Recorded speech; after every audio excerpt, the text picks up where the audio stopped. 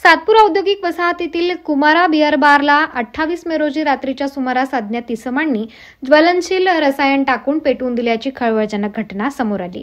या घटनेचा CCTV footage सध्या सोशल मीडियावर प्रचंड व्हायरल होत असून त्यामध्ये 3 युवक स्फोटक पदार्थ टाकून बारला आग लावताना स्पष्टपणे दिसून येत आहेत।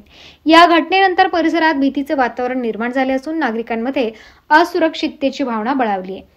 अज्ञात इसमांनी नेमकी ही आग कोणत्या कारणामुळे लावली हे अद्याप स्पष्ट झालेले नाही। पोलिसांनी घटनेचा तपास सुरू केला असून आरोपीचा शोध घेण्यासाठी विविध सीसीटीव्ही फुटेज आणि तांत्रिक पुराव्यांच्या आधारे तपास सुरू आहे।